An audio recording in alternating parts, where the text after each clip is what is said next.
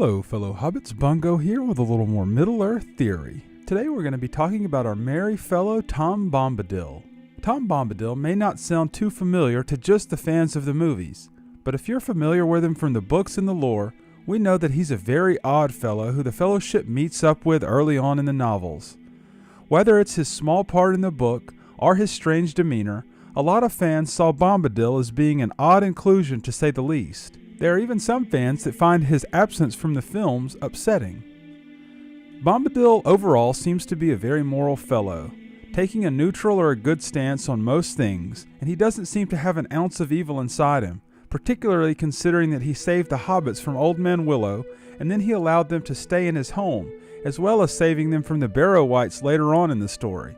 During all these experiences, Bombadil sings fantastical melodies and never even harms a fly, so imagining him as anything but a good character is a tough one. However, there is one theory out there that states that Bombadil is none other than the Witch-King of Angmar. Yes, you heard that right. The theory states that since these two characters are never seen together, and due to the time-light plot points, it could easily work. In the books, Bombadil tries on the Ring of Doom and it has no effect on him whatsoever.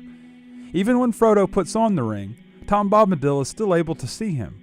This is identical to how the Witch-King of Angmar interacted with the ring. Another key part of this theory is the fact that the Council of Elrond was unwilling to leave the ring with Bombadil, and even hesitant to consider the idea. The only plot hole in this very intriguing theory is, why would the Witch-King of Angmar go out of the way to be so nice to the hobbits early in the story while he was disguised as Bombadil, particularly considering that they were right under his grasp? Some theorists state that he had a plan that never came to fruition. Others write Bombadil off as one of Tolkien's underdeveloped characters. What do you think? If you liked this video, go ahead and subscribe and give me a thumbs up. Until next time, fellow hobbits.